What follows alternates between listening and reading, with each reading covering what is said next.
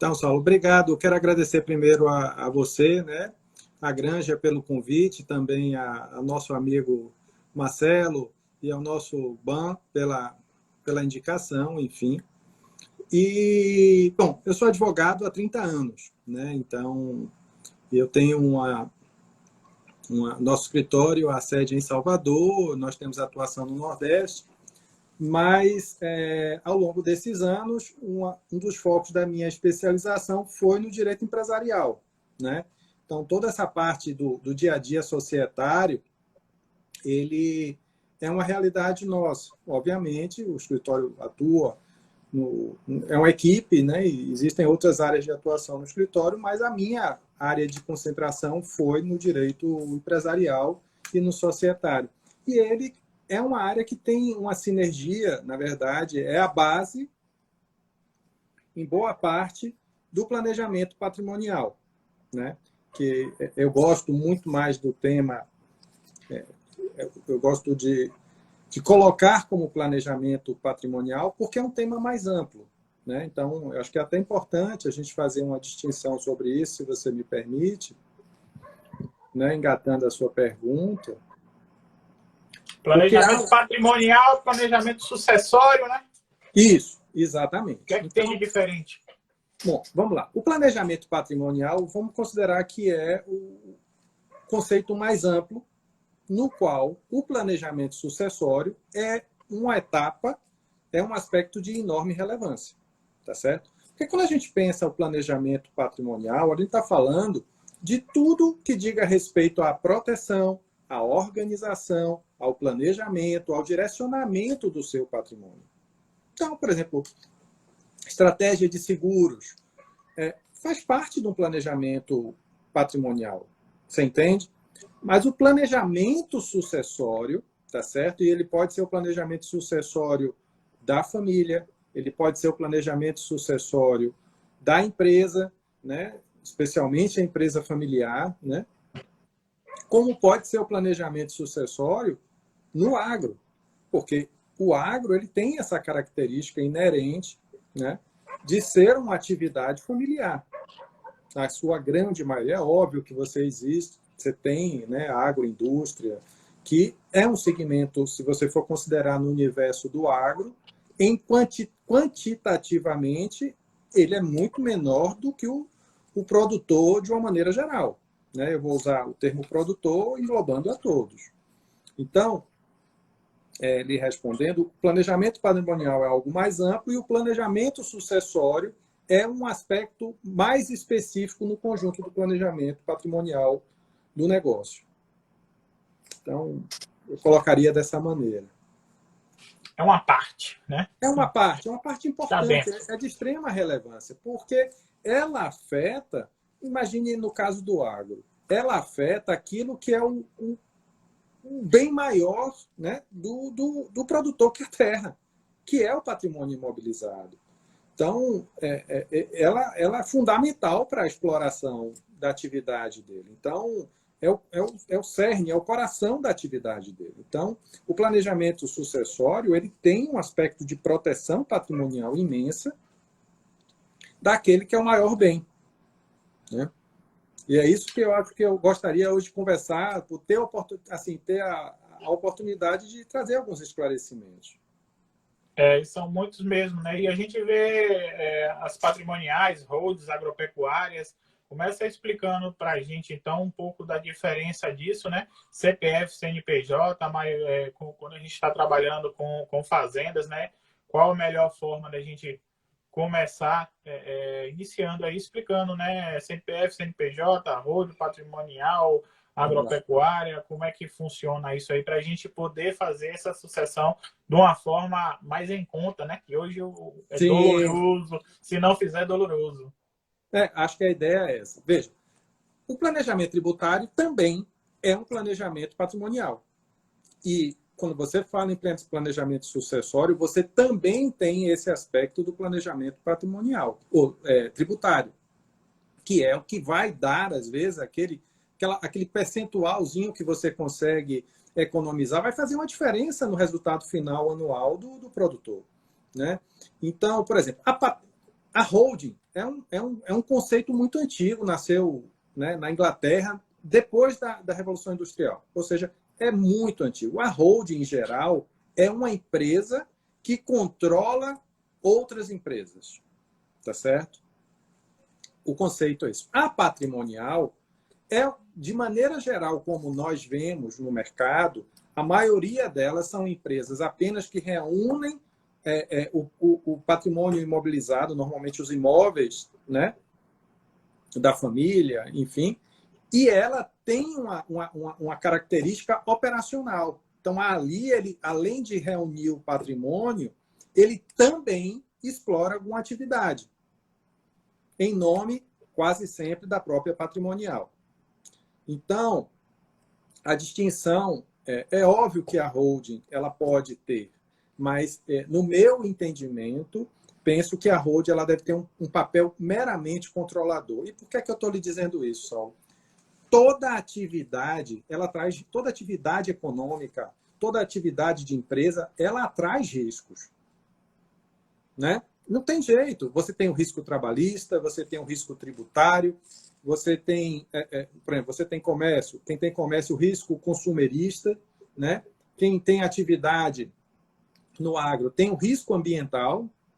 Ou seja, toda atividade ela está, ela se desenvolve em meio a um ambiente que muitas vezes é hostil porque traz riscos, né? Então, quando você reúne o seu patrimônio numa empresa que tem atividade, que explora uma atividade, você está expondo esse patrimônio a ser afetado de alguma maneira. Então, o conceito da holding, tá certo? É um conceito em que você pega o seu patrimônio, você isola ele da atividade operacional sua para protegê-lo. E essa empresa vai, obviamente, atuar, né? Ter controle daquela atividade operacional, daquela empresa operacional. Então, a primeira distinção que eu acho que é importante fazer é essa.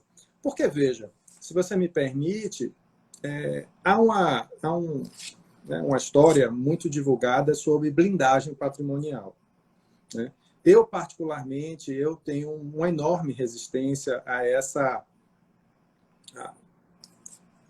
esse mito que se criou. Ah, não, vou montar uma patrimonial e vou blindar o meu patrimônio.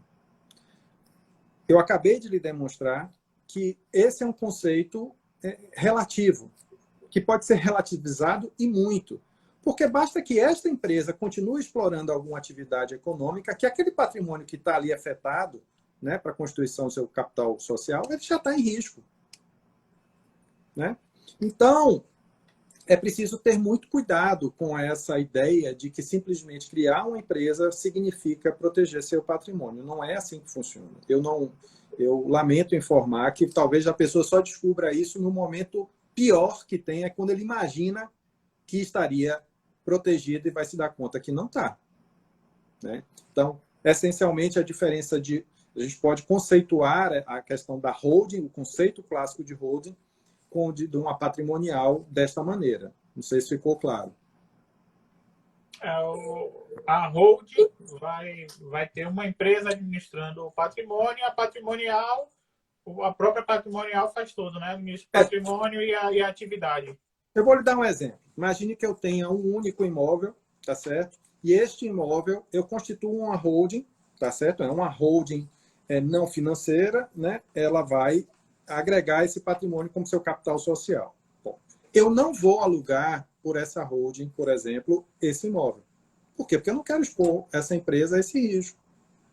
Então, eu posso alugar como pessoa física, e aí é uma questão que tem que se avaliar, porque a questão tributária vai pesar, ou constituir uma patrimonial para isso, né? Então, desta maneira, eu estou mantendo o risco da atividade, da exploração da atividade econômica naquela empresa operacional, e a holding é controladora da operacional.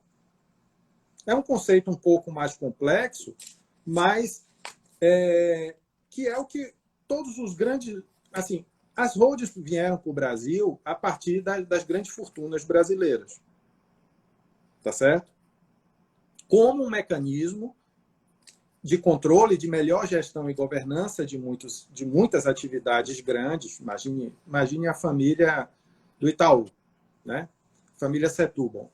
Então, eles têm inúmeros negócios. Então, você tem a Itaúsa lá, que controla, né? Você tinha a Odebrecht também, tinha a família Odebrecht tem sua holding. Então, todas as grandes famílias, de todas as fortunas, elas tinham suas holdings, inclusive para a questão da sucessão, né? Que é um ponto. A holding é uma ferramenta, talvez, no meu entender, a mais importante, de se promover a sucessão patrimonial.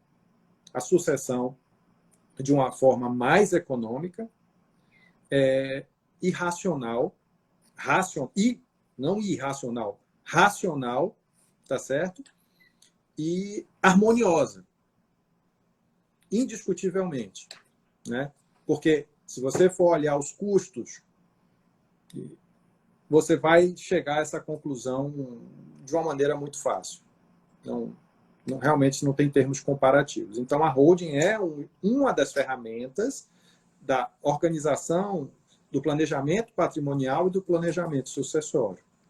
Beleza. Você deu um exemplo bacana aí que foi da parte do Itaú e da Itaúsa, né? Estão em bolsas aí, pelo menos quem deve ter bolsa de valores aí, pode entender o melhor então. Então, a Itaú S.A. seria a holding que administra o Banco Itaú, Alpargatas e mais outras empresas também, né? Eles têm um controle ali, como são empresas de capital em bolsa, de sociedades anônimas de capital aberto, eles têm um controle acionário, eles também... E aí você tem uma infinidade de ferramentas, né, de mecanismos para ele manter o controle, né, do negócio, né? Então, você tem aquelas cotas que são as chamadas cotas de ouro, que, enfim, tem um poder de mando diferente das demais, e aí você vai. Aí é literalmente um Lego com dezenas de peças que você vai ajustando de acordo com a necessidade de cada um, né? Então, do mais simples ao mais sofisticado. É assim que funciona. Show de bola. Aí, pelo menos no agro, você deu o exemplo também aí da Odebrecht, né? Que tem seu braço no agro bem forte. Eles têm a Fazenda Iaras, né? A Oi Baviera, que tem filiado em Minas, enfim, vendem bastante. E eles também têm esse braço, né? Como holding também. Sim, certamente você tem a holding, né? Obviamente, eu não conheço a minúcia algumas operações, porque elas vão crescendo, tá certo? Mas, por exemplo, muitas vezes, para cada atividade, cada novo negócio, se cria uma empresa e aquela holding é controladora dessa empresa, né? Ou seja, na verdade, você não consegue nem identificar quem é o sócio direto daquela empresa, porque dependendo da forma como ela é constituída, você tem empresas que são sócias daquela empresa que, por sua vez, muitas vezes tem outras empresas, aí vai depender do nível de complexidade que você queira criar. Isso cria uma proteção patrimonial indiscutivelmente, que é um conceito diferente de blindagem. Você entende? Então, mas se você não mantiver uma governança adequada da empresa, você vai ter problema. Não adianta simplesmente criar a empresa e largar lá. Se você não cumprir aqueles procedimentos, né, que são essenciais para garantir que a empresa tenha uma boa governança, de que ela se destina a um fim lícito, né? Ou seja, que uma dívida foi um revés da exploração da atividade econômica e não que o proprietário, o produtor rural, né? Ele não pode, nenhum produtor rural em sã consciência, ou pelo menos não deveria, imaginar que ele não está sujeito a intercorrências. Porque ele está dependendo diretamente da natureza, né? A natureza seria O imprevidente não é a natureza quando você tem um período de estiagem, quando você... A gente não tem problema de geada aqui, mas... Né, ou de chuva excessiva, ou de uma praga, ou de algo que esteja... Imprevidente é o... Se você pensar bem, é o produtor que não admite, não coloca na sua equação de risco essa possibilidade e procura se cercar de meios. Isso não significa que, mesmo ele se cercando de meios de garantia, que ele não possa ter um revés.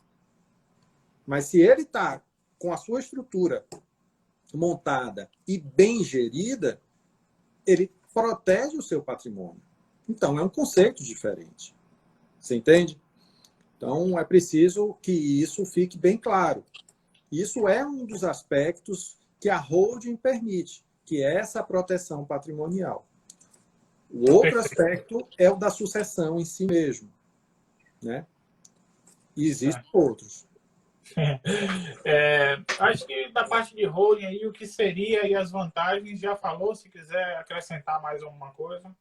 Não, por exemplo, eu acho que, no aspecto da sucessão, se você me permite, eu vou logo lhe dizer.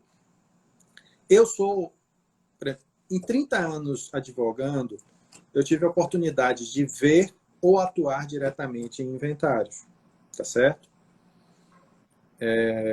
De pessoas próximas ou de clientes que vieram ao escritório. E eu posso lhe dizer que a pessoa que aguarda para fazer o planejamento patrimonial para quando de um inventário, eu acho que ela não entendeu exatamente o que é que ela está fazendo com ela e com a família. Porque, veja, todos nós, eu estou no escritório essa hora. Eu não estou no escritório essa hora só porque eu amo o trabalho. Pô, eu gosto do que eu faço. Bastante. Até porque também não dá para aguentar passar muitos anos fazendo uma coisa que você não gosta. Você não gosta. Sem você entrar em depressão ou algo do gênero, né? Você tem um amor, enfim, um carinho pelo que você faz. Aquilo tem que lhe mover de alguma maneira. E, poxa, eu já vi algumas coisas, por exemplo, quase sempre há um decréscimo patrimonial da família por essa falta de atenção. E a maioria das pessoas procrastina, a verdade é essa. Não, vivem como se fosse viver eternamente. Eu também tenho esse aspecto, eu não estou... Veja, em várias coisas eu também faço isso. Não, mas eu vejo. Né? Mas, por exemplo, o cara trabalha a vida toda, né? Compra a terrinha dele, explora com aquilo, ele educa os filhos, né? Ele sustenta, forma os filhos, né? Tá ali, compra uma casa, enfim. Aí chega num determinado momento, que vai chegar para todos nós, né? E ele não toma essa iniciativa do planejamento sucessório, e aí vai para o bendito inventário. Na maioria das vezes, o que a gente vê é que a família, os herdeiros, precisam se desfazer de um bem para fazer frente aos custos do inventário. E olhe, a gente precisa ter em mente que o Brasil, dos países, né, digamos assim, que tem uma certa projeção econômica, por pior que a gente esteja no momento, por mais difícil que a gente esteja vivendo, né, tá cheio de desafios, pandemia, mas nós somos uma economia importante. É indiscutível, o agro brasileiro é uma locomotiva, uma máquina, né? E isso vai melhorar, não tenho dúvida. O cidadão quase sempre precisa se desfazer daquele bem. E você sabe, qualquer um produtor rural sabe que a venda de uma propriedade rural é um péssimo negócio, quase sempre. Porque se desfazer de terra, a terra se compra, a terra não se desfaz. E aí você vai se desfazer da terra numa condição de fragilidade, porque você precisa vender para fazer frente aos custos do inventário. Isso significa que provavelmente não vai vender bem. Você vai vender precisando, né? Quem vende nessa condição, ele vai vender com um preço inferior, né? E terá que arcar com os custos do tributo. E onde é que eu quero, o que é que eu queria dizer? Hoje, você vai pagar 8%, né, do imposto de transmissão. Só que o Brasil é um dos países que tem o tributo mais baixo dos países de economia importante. Né? E isso não está passando despercebido. Em algum momento, e eu tenho certeza que isso não vai demorar, essa alíquota ela vai ser elevada. Já existe uma intenção de elevar para 20%. Porque tem países que custa 30%. É mais de 30% até. Porque se entende que você tributar a herança é uma maneira de você promover justiça tributária, ou seja, você arrecadar aquele dinheiro de quem tem patrimônio elevado, que está transmitindo por herança, e aquilo se destinar à máquina do Estado. E aí eu não vou entrar na discussão se esse dinheiro vai se destinar realmente a produzir bem-estar social ou não. Felizmente, a máquina é uma máquina muito mal gerida. Se fosse uma empresa, já tinha falido há muito tempo. Muito. Há muito tempo. E o pior, é a empresa que eu brinco muito, porque eu digo assim, o Estado é a holding, é a maior holding do Brasil, porque ela tem participação de todas as outras empresas. E é um sócio que, assim, é um sócio importante, né? Porque ele nos leva da nossa atividade produtiva é muito grande. Então, se fosse uma holding privada, seria a maior empresa do mundo, provavelmente, né? Porque pelo tanto de arrecada, mas enfim, é só para descontrair. Mas nós temos um cenário, hoje, ainda confortável de 8%, mas isso muda muito facilmente. Os estados têm um interesse enorme nisso, porque é uma fonte de receita exclusiva do Estado. Você entende? Então, é muito triste você ver, voltando àquele raciocínio, que o cara trabalha a vida toda, pega as suas melhores horas, trabalha de sol a pino, construa um patrimônio, e os seus filhos, uma das razões é deixar a sua família bem assistida, e, no entanto, a família tem que se desfazer disso para fazer frente ao inventário.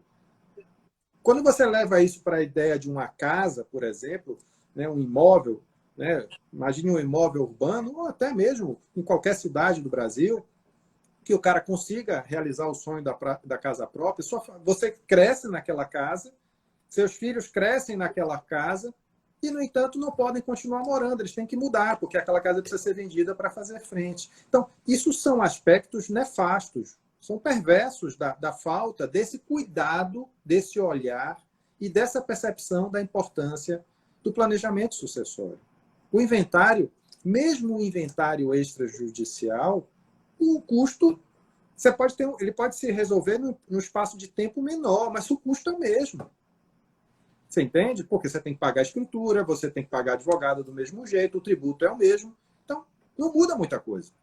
Apenas vai se resolver um pouco mais rápido. Né? Mas diga.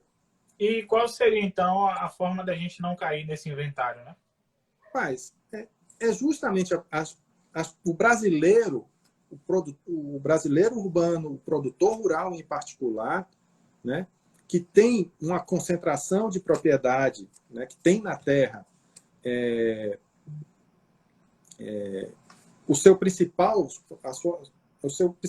manancial, atentar para a importância do planejamento sucessório, do planejamento patrimonial. Né? O agro, né, se você pegar as empresas, as grandes empresas do agro, elas têm um nível de profissionalização e de governança imenso. E a holding é uma das ferramentas importantes disso. Tá certo?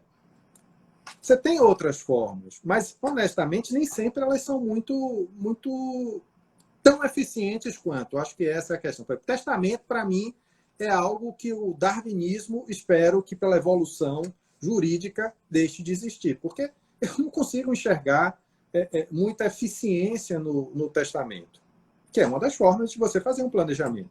Né? Sem vida, disciplina, não, eu vou evitar, pelo menos, dissensões, vou evitar brigas familiares. Beleza, mas o testamento ele pode ser questionado na justiça. Dependendo do momento em que ele for lavrado, ele pode ser questionado, né, se a pessoa estava na plenitude da sua vontade, se ela não estava abalada emocionalmente, pô, teve um infarto, uma coisa, e resolveu fazer um testamento com medo de morrer. Então, tudo isso pode ser questionado. Além do que, o testamento não impede o inventário e ainda precisa de uma ação para a abertura dele. Então, não vejo realmente, o testamento, para mim, é a pior opção que existe para você fazer planejamento sucessório, no meu entendimento. A doação em vida, que é uma coisa que se fala muito. Se você for olhar, a doação, do ponto de vista da lei civil brasileira, ela não admite arrependimento. Doou, está doado. Isso significa que o doador, ele pode até fazer a retenção de usufruto, a constituição de usufruto em seu benefício. Mas a propriedade já é do donatário. E o que isso significa? Ele está engessado. Ele está engessado. Primeiro, ele perdeu o controle daquele bem, o que na hold não acontece. Ele continua, ele antecipa a sucessão, mas mantém-se no controle por mecanismos possíveis dentro de uma hold, ele mantém o controle dos bens dele. Então, isso para mim é uma diferença enorme. Né? Imagine que uma pessoa ali aos 60 anos resolva fazer essa organização. Ele tem plenamente a possibilidade de produzir por mais 15, 20 anos. Tá rígido, tá bem conduzindo sem precisar renunciar a isso. Né? Por que eu digo que não cabe o arrependimento? Você pode revogar, em alguns casos, a doação, quando, por exemplo, você tem a situação de ingratidão do donatário, enfim. Mas imagine que você tem algumas cláusulas de proteção, né?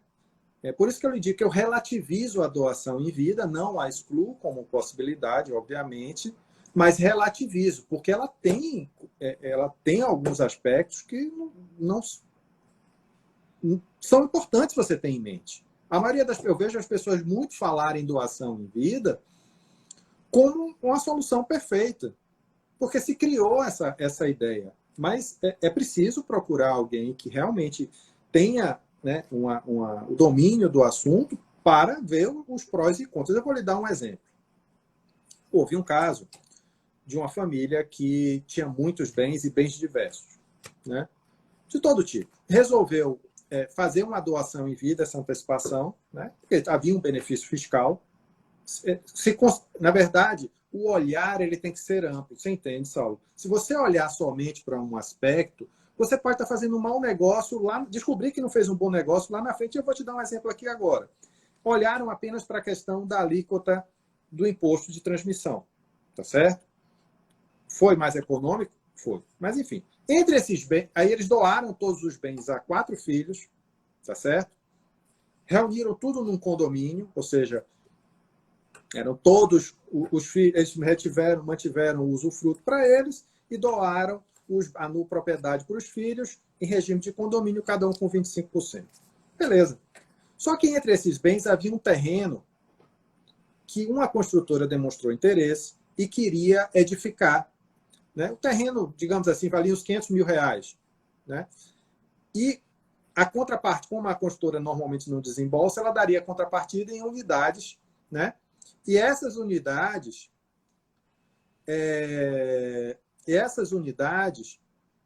elas valeriam R$2 milhões. Aí, bom, já estava feita a doação, e vamos lá, vamos fazer aqui um acordo, porque os filhos precisariam, que eram os donatários, precisariam concordar com a venda, o doador com o usufruto precisaria concordar com a venda, as esposas dos filhos precisariam concordar com a venda, porque, veja, ainda que fossem bens que não se comunicam, ou seja, são bens particulares, como se costuma dizer, mas saiu uma decisão, acho que hoje, no TJ de São Paulo, foi esses dias, né, confirmando que o registrador de imóveis se negou a registrar uma escritura porque não tinha a outorga uxória da esposa, mesmo sendo um bem particular, ou seja, um bem que não comunicava. Mas a questão da comunicabilidade ou não, ela só tem relevância para um aspecto, mas para registro não tem nenhuma corregedoria no Brasil que não exija, mesmo em bens que não se comuniquem na separação, que sejam os bens particulares de um dos cônjuges, que não exija a outorga do outro, porque entende que aquilo afeta de alguma forma a família. Resultado da história. Um dos filhos estava se separando. A mulher disse que não ia assinar. Aí pronto, criou-se aquela celeuma. Eles tinham pressa porque não podiam perder o negócio, porque assim como aquele terreno, tinha mais 3 ali na jogada. Aí tiveram que entrar na justiça para pedir a supressão judicialmente a supressão dessa outorga, já que não se comunicava, não havia interesse patrimonial da esposa, ela não herdaria aquilo, não teria ameação daquilo nem nada, mesmo por causa do regime de casamento. Resolveram, mas não conseguiram mais vender, perderam a venda. Ou seja, deixou de haver um acréscimo patrimonial de 1,5 milhão, ou seja, é um acréscimo relevante. Se você de 500, você passar para a partir daquele bem ter 2 milhões, né? No exemplo concreto, maravilhoso. Então, você percebe que a doação em vida ela tem aspectos que engessam que você não vai ter na holding. Né? Show. Chegaram 2 perguntas aqui, eu acho que vai... O momento é bom para a gente já responder. Luiz Carlos Cubo e Marcelo Andrade. Nosso coronel. Parceria grande, viu? Coronel 1 e Coronel 2. Hold e constituir uma patrimonial com usufruto é a mesma coisa? Bom, deixa eu explicar. A patrimonial, como eu disse, é uma empresa que normalmente ela deveria, no meu entender, se destinar à operação, à exploração daquela atividade, daquele bem, tá certo? E que necessariamente ela não precisa ser proprietária do bem. Essa é a questão. Porque, veja, vamos imaginar a propriedade rural. Em alguns aspectos, a exploração da atividade rural na pessoa física é interessante, do ponto de vista tributário. Tá certo? Mas isso não significa que não possa haver, que o bem precisa estar na pessoa física. Aliás, não é recomendável. Então, você pega a sua... Vamos pensar a holding como um cofre onde eu quero guardar os meus bens. Ponto. Eu quero deixar eles ali. E eu não quero... E você pode fazer toda a exploração econômica desse bem através de outra empresa, tá certo? De uma agroindústria, de um produtor rural, pessoa física. E aí, cada caso só é que vai determinar. Cada realidade vai determinar. Você percebe? Então, a constituição do usufruto, ela pode existir tanto na doação, tá certo? Tanto na doação, quanto dentro do ambiente da patrimonial. Só que no momento em que você coloca o bem na patrimonial, o bem passa a ser da empresa.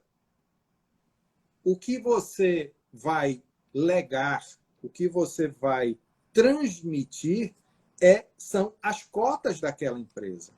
Ou seja, é o controle, ou seja, eu sou dono da empresa X. Os meus filhos não vão herdar o bem que é o capital social da empresa X. Eles vão herdar as minhas cotas.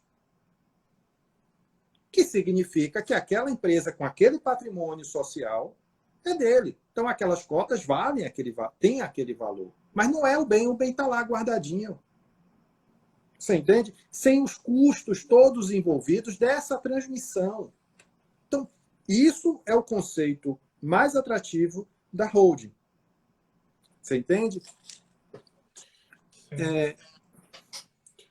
Marcelo Andrade botou, né? Meu líder, o que você acha de doação em comum acordo familiar, com usufruto vitalício?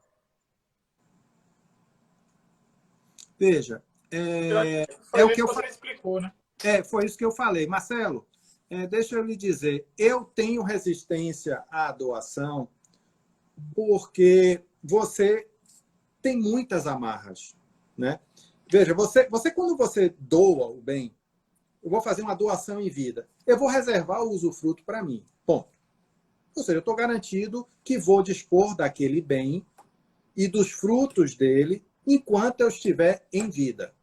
Beleza. Mas o bem já não é mais seu. O bem já é a nupropriedade, ou seja, que é o bem em si, sem aqueles direitos, os benefícios da exploração dele, já é do donatário. Seja Ban, seja Mateus, enfim. Quem você decidir, né? O que isso significa dizer? Que você também está... Você quer ver um problema que também acontece, além do engessamento? Você, às vezes, tem problema de, dentro no caso da doação, de contaminação. Então, vamos lá. Imagine que... Eu vou usar um exemplo. Seu filho tem uma empresa. Você doa a seu filho e seu filho tem uma empresa e essa empresa sofre algum problema. Aquela nupropriedade, ela já vai ser afetada. Ela pode ser afetada por problemas pessoais dele, seja de separação, seja problemas da empresa dele, que consiga, de alguma maneira, ali uma desconsideração da personalidade jurídica. Porque o bem é da pessoa física.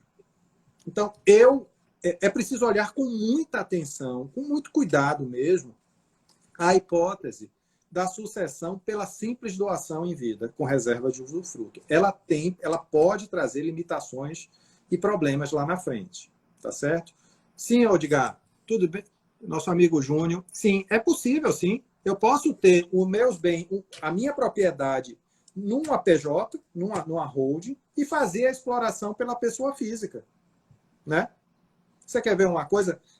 O ideia, não sei se, de uma maneira geral, mais... Eu entendo que, por exemplo, na holding deve se manter preferencialmente somente a terra.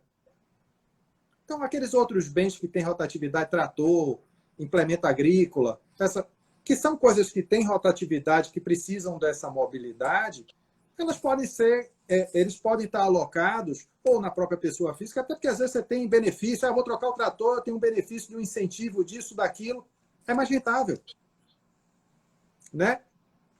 Então, sim, é perfeitamente possível, né? Da mesma forma que se você tem um imóvel numa holding, você pode locá-lo na pessoa física.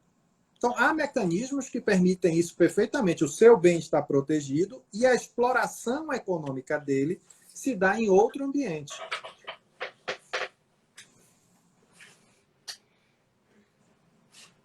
Então, eu acho que... Responderam aí? O botou, né? As cotas já dos filhos e usufruto dos pais, né? Que foi aquela primeira pergunta lá. Sim, sim.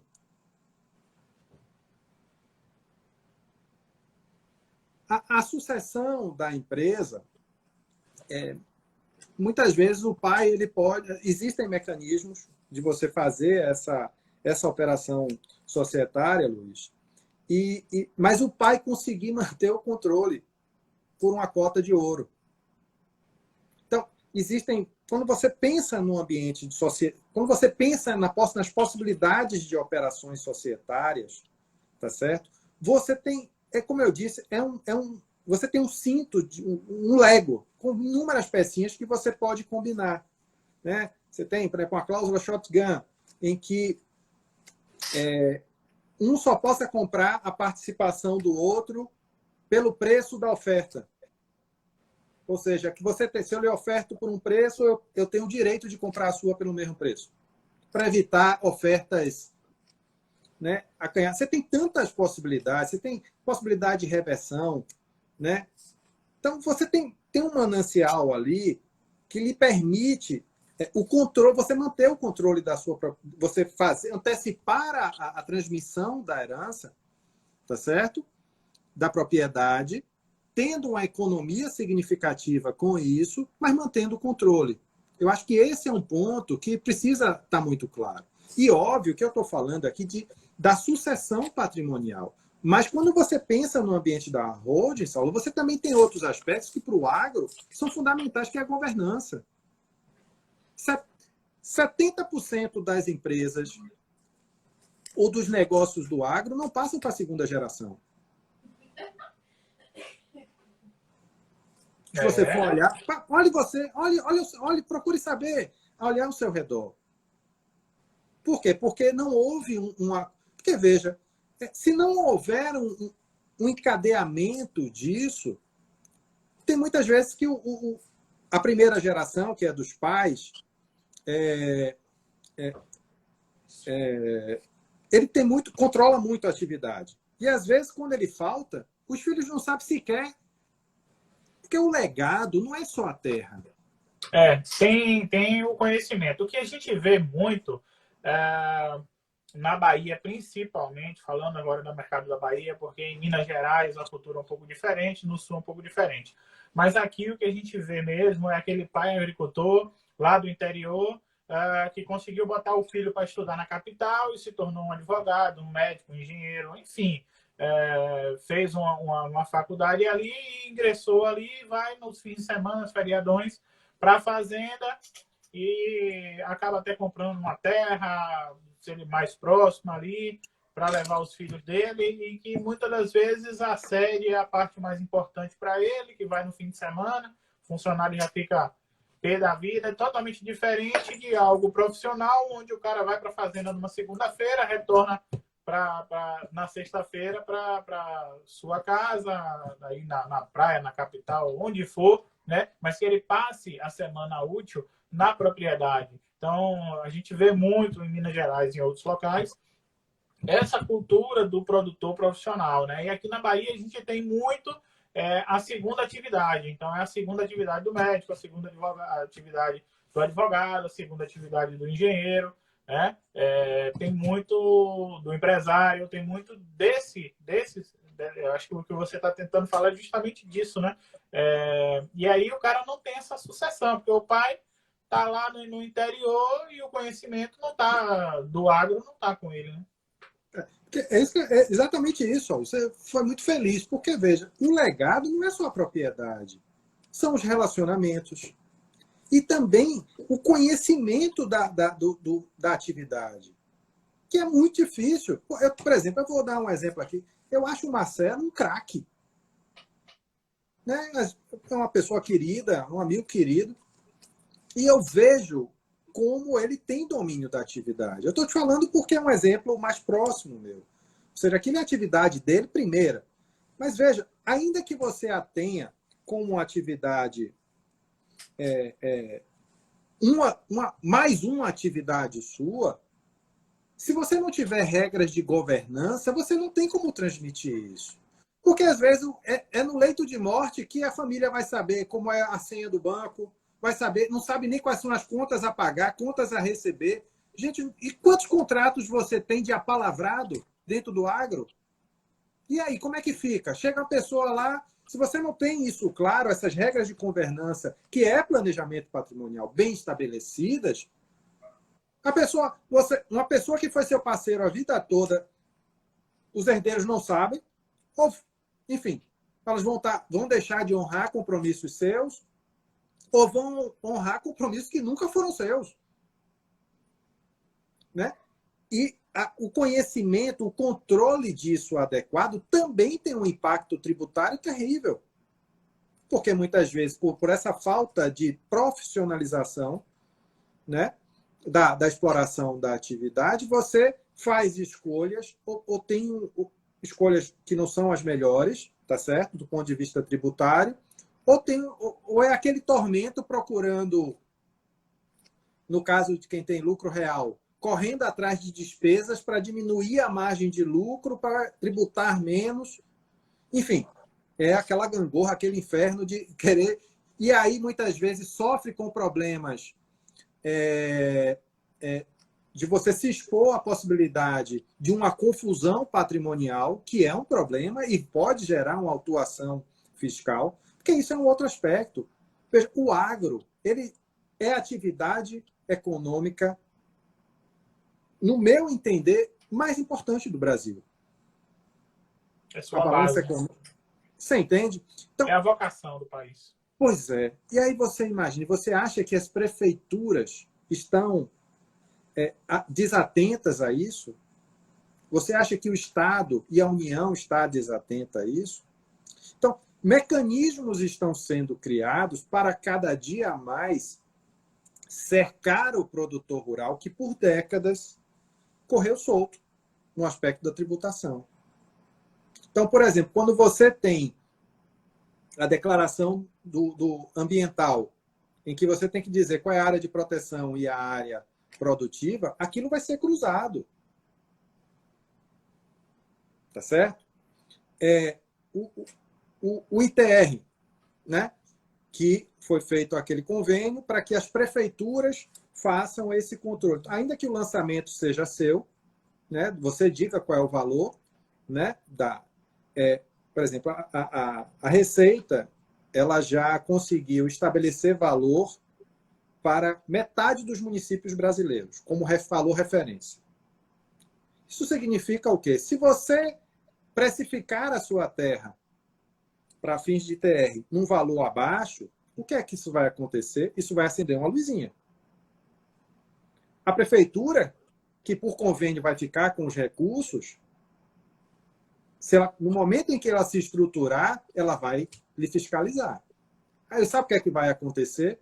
Ao invés de você dizer que a sua terra, dentro daquele parâmetro, valia 110 mil, vai ser feita uma avaliação pelo valor real, valor venal, e você vai recolher em cima de 50, 60 mil, perdendo a primazia, o direito de você fazer o lançamento. Então, perceba que gradativamente o cerco vai se fechando. E a tendência é essa, né? Então, você vê que a questão do faturamento está em 4 milhões e 800 anual. Daqui a pouco ela vai descer mais. Então, o cerco vai se fechando. Se o produtor não estiver atento a isso, quando ele se der conta, ele já está enredado. Está sofrendo uma despesa muito grande com a atuação. E cada vez que você recebe uma autuação, aí você tem multa, você tem juros, você tem uma série de encargos que dobram o tributo. Então, e vai cobrar dos últimos 5 anos por lançamento, por arbitramento. Então, tudo isso são impactos que podem ser desastrosos. Então, eu estou saindo um pouco da questão essencialmente do planejamento sucessório para dar um overview, né, para dar uma panorâmica na instância do planejamento patrimonial, que inclui o planejamento tributário. Você me entende? Sim. Então, são aspectos que são bem particulares do agro, né? Então, regulamentação de terra até 100 hectares. Então, às vezes, o cara, para regularizar aquela terra, divide no filho, no primo, com o fulano. Então, ele tem a propriedade dele está toda retalhada, né? Em vários CPFs. Isso é um desastre, porque qualquer problema sucessório com algum daqueles vai afetar o patrimônio que ele constituiu. Então, eu estou lhe mostrando como o tema é amplo, entendeu? Que certamente a gente não consegue esgotar. Então, só para dar um panorama geral. Certo. A gente estava falando, antes de começar a responder essas perguntas, né, as vantagens da hold, né? E aí, perante... A gente falou o quê? Deixa eu ver o que a gente falou da doação. Sim, em vida, do testamento. Do testamento. E do inventário. E do inventário, né? Desses 3. Tem mais alguma? Não, porque, na verdade, o inventário é quando você deixa para a última hora, é quando você não faz nada. Então, deixa acontecer. Deixa aí que meus filhos resolvam.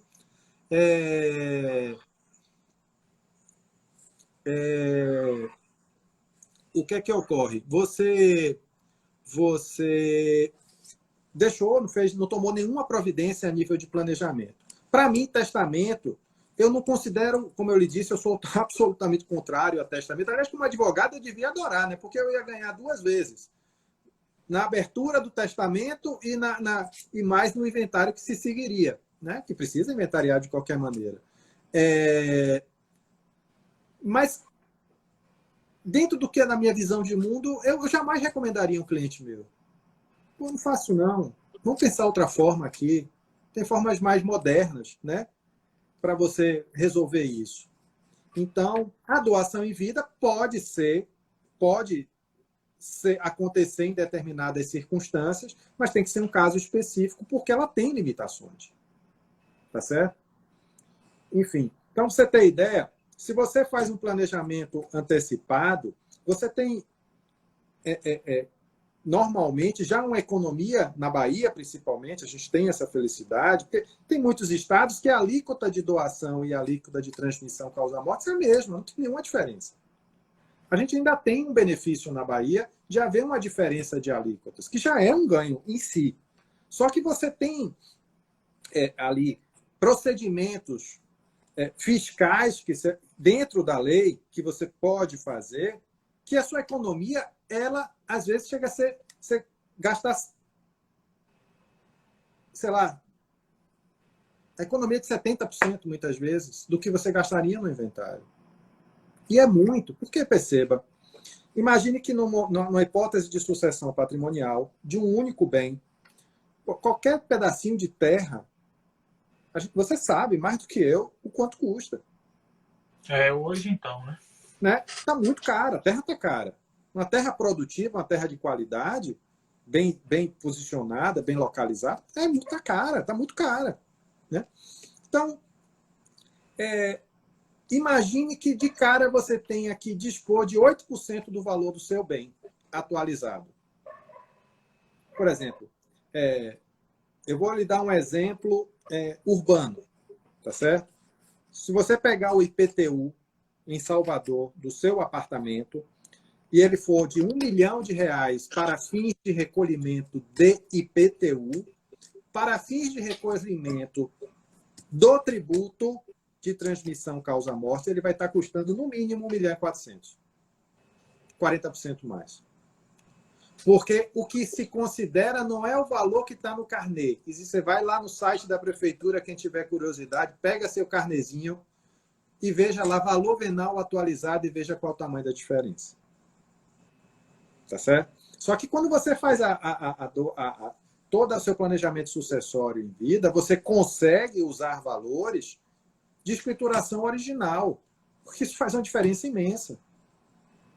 Então, você tem ali mecanismo. Então, cada caso precisa ser analisado individualmente. Por isso que, normalmente, quando a gente no escritório vai fazer uma holding, a primeira coisa que a gente faz é marcar uma análise de viabilidade, do qual seja a melhor forma de se fazer. A partir daí, eu vou dizer, olha, nossa experiência, a sugestão que nós temos para você é essa. Aí cabe a você escolher o que você vai fazer. Perfeito.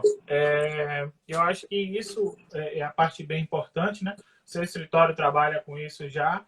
E para a turma que está assistindo a gente, vai continuar assistindo, essa live fica gravada sempre, fala para a gente, assim, mais ou menos dos custos que se tem do escritório inicial para fazer esse primeiro contato, né? E essa Sim. apresentação, esse estudo de viabilidade. Fala para a gente assim, qual o custo disso, né? Porque eu acho que isso é interessantíssimo, de você levantar. Todo caso é um caso. A família da gente mesmo, que a gente tem uma propriedade, onde dentro dela tem as casas, tem os comércios, tem tudo que funciona, tudo junto aqui, né? E 4 filhos, então a gente vai precisar disso, já falando até como um possível cliente, para a gente entender bem, né, como esses custos, tudo, para um futuro aí, quem sabe, né, estamos juntos. O que é que acontece? O menor custo que você tem, porque na verdade, quando eu faço essa análise primeiro, o que é que eu faço? Eu vou sentar com o interessado, vou fazer um checklist dele de informações para definir. Então, eu cobro a minha consulta, o valor da minha consulta para isso. Porque, na verdade, ali, o que eu estou dando a ele é uma orientação individualizada, tá certo?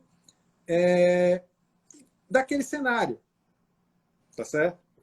Pronto. A partir dali, ele pode contratar ou não um croquis. O que é um croquis? O croquis, eu vou apresentar a ele alguns formatos, tá certo? Alguns formatos possíveis para ele, conforme a maior ou menor complexidade.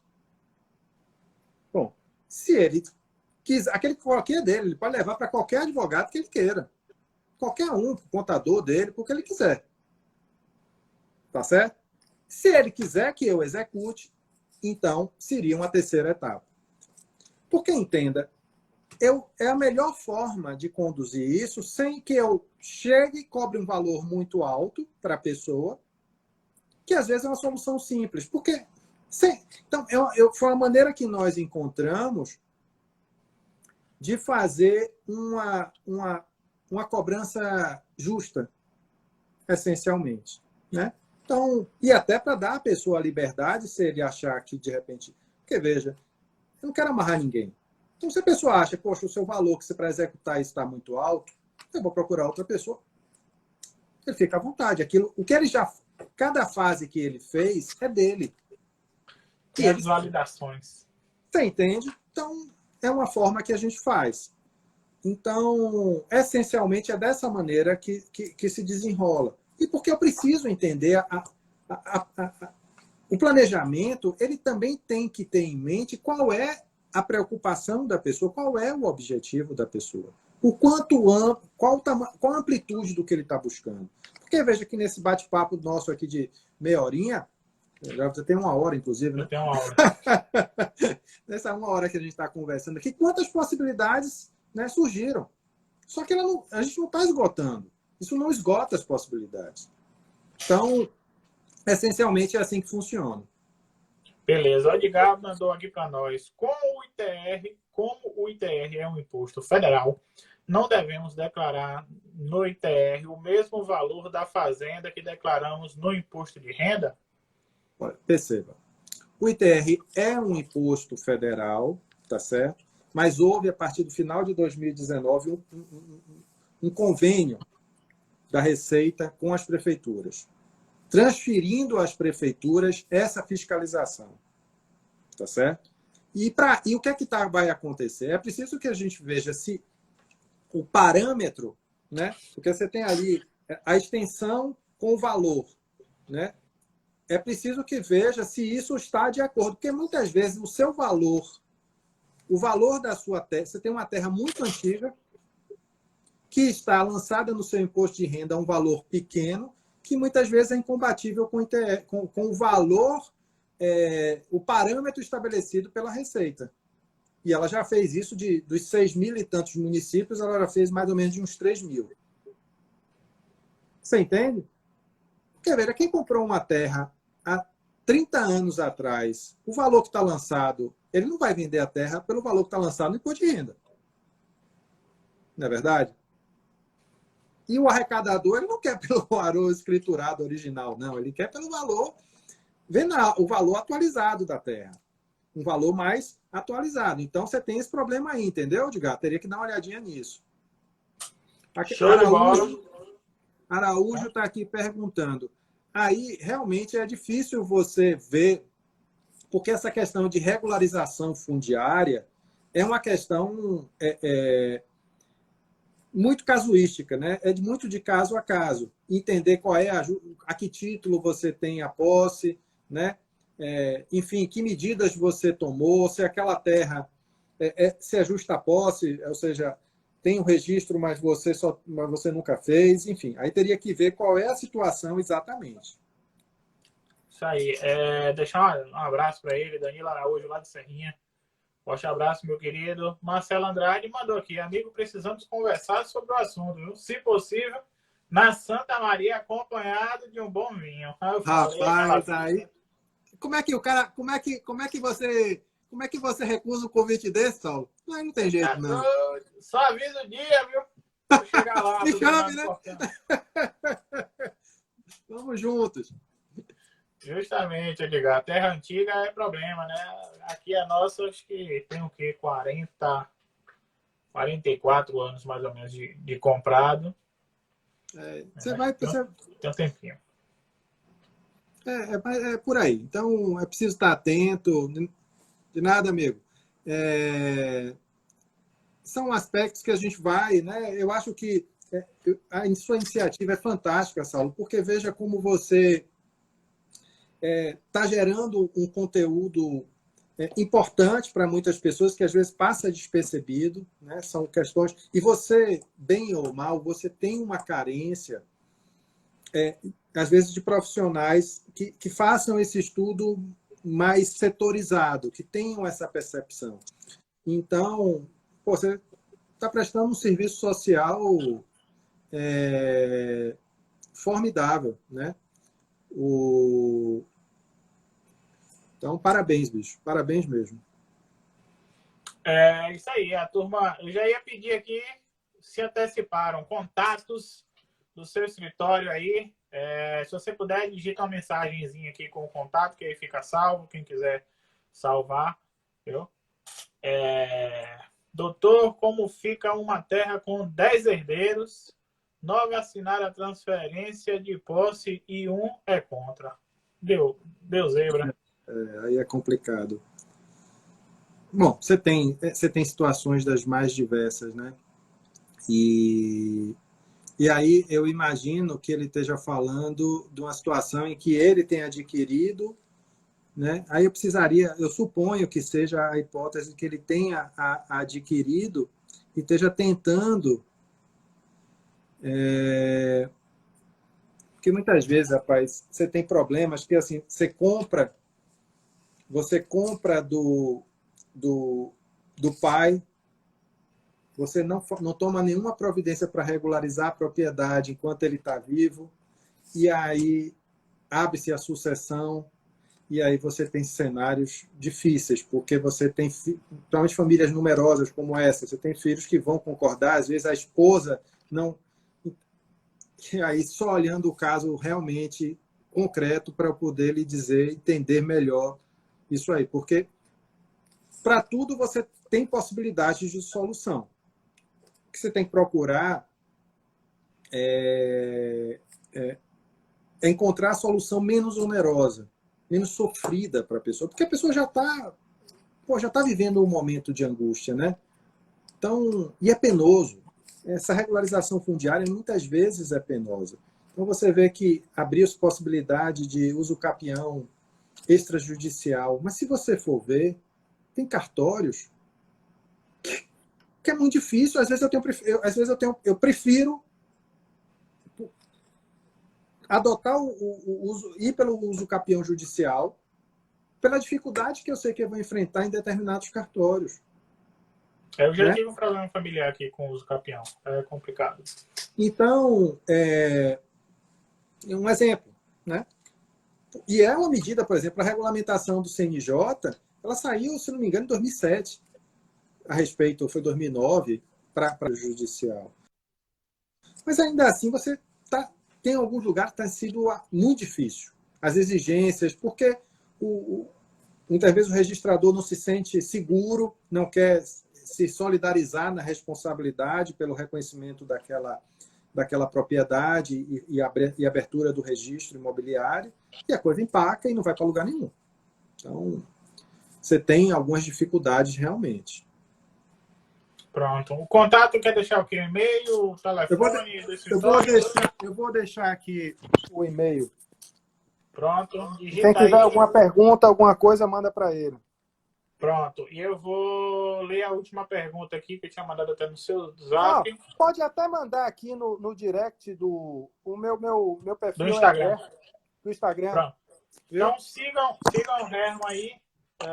Clica aí aqui em cima. No início da live do lado esquerdo, vai ter as opções das duas pessoas que estão participando, a Granja Berimbau e o Herman. Vocês sigam ele aí e já mandem. Chegou uma pergunta e eu vou começar respondendo aqui e depois o doutor continua, porque foi da forma que aconteceu aqui em casa. A pergunta é do doutor Ronald Fidelis. Como iniciar uma conversa sobre esse assunto com o meu pai? Perfeito. Pense. E aqui aconteceu da forma, com a nossa mãe, no caso, do exemplo. E eu acho que para a geração, assim, um pouco mais de idade, daquela geração lá atrás, o exemplo é importantíssimo para eles. E é disso que a gente tem que tirar a lição. Então, aconteceu com um querido amigo nosso, falecimento da mãe, e aconteceu exatamente o que o doutor começou a conversar aqui logo no início, né? Ter que vender algum bem, porque eles tinham 2 boas fazendas, mais apartamentos, mais casa, mais isso, para poder...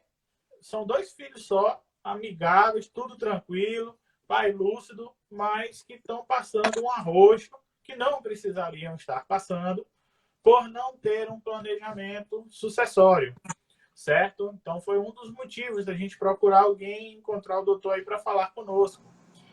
Então, amigo, doutor Ronald, justamente o que aconteceu com a gente foi como aconteceu com uma pessoa muito próxima e querida. Aí você chega para conversar, né? Rapaz, aconteceu isso, né? O próprio pai nosso, mãe nossa, vai perguntar: e o que é que a gente faz para evitar isso, esse transtorno pós?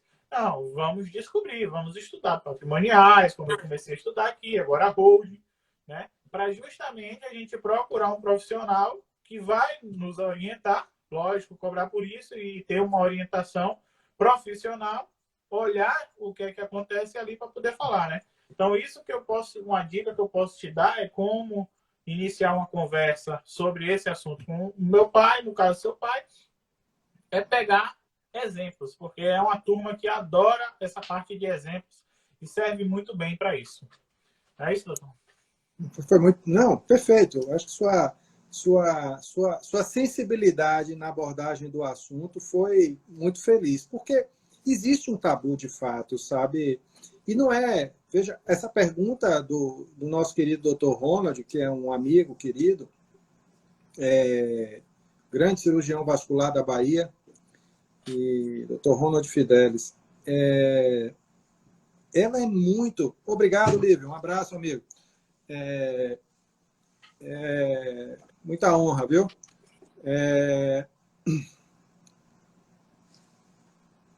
Ele é difícil.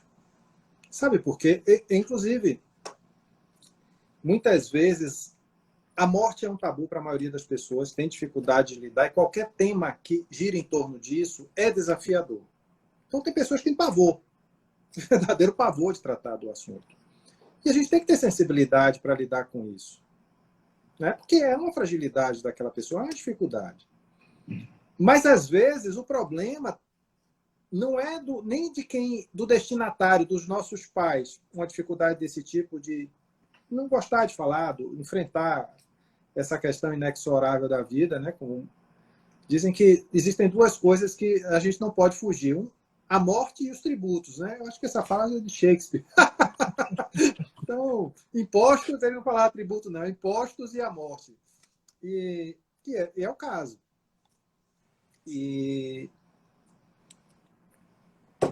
Mas, às vezes, tem um filho também tem uma dificuldade. Porque, muitas vezes, ele se sente acanhado de tratar, levar o assunto ao pai, vendo a importância daquilo, para, às vezes, não parecer que está mais interessado na sucessão, no patrimônio, do que numa transmissão, numa melhor solução para o problema. Então, o que eu posso lhe dizer é que planejamento sucessório não é uma questão de interesse, é uma questão de inteligência financeira. É literalmente de inteligência financeira. Porque, veja, nesse caso que você está citando, que bom que as coisas se transcorreram, assim, perceba, de maneira amigável entre os herdeiros.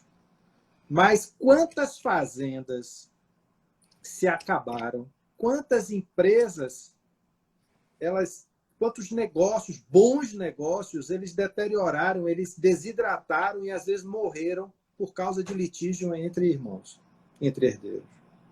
Que muitas vezes, pelaquela briga, pelo carrinho, pela bicicleta, aos 7 anos de idade, em que o pai não deu razão a um e não deu ao outro, traz aquilo no íntimo, e que só vai explodir lá na frente, porque ele acha que o outro é o preferido. Você sempre foi o preferido, por isso que você tem... E eu já vi disso demais. Né? Então, famílias que se desestruturam, que os almoços de domingo acabaram, porque os irmãos não se falam mais, se tornaram inimigos. Os primos já não podem brincar, o primo não pode pedir a benção ao tio, o sobrinho, porque o negócio deu ruim, como diz na gíria. Sabe? Porque a ausência daquela figura que era uma figura forte, do patriarca ou da matriarca, que refreava isso, se foi. Então, você cuidar para que isso se dê da maneira mais harmônica para a família, do ponto de vista de família em si, como do ponto de vista financeiro, é de uma inteligência imensa. Então, acho que essa é a resposta a minha percepção a respeito da pergunta do Dr. Ronald. Show. Doutor, mais alguma coisa que queira complementar aí? Já temos aqui 1h15 desse papo suave, agradabilíssimo, né? De muita informação. A turma está parabenizando aqui. Alô, meu amigo Auro Neves, doutor Amilca, beleza? O Alan Amilca. Também. Todos parabenizando aí. Tem mais alguma coisa que quer acrescentar aí? Mas eu acho que, de uma maneira geral, a gente conseguiu trazer alguns aspectos gerais importantes, né?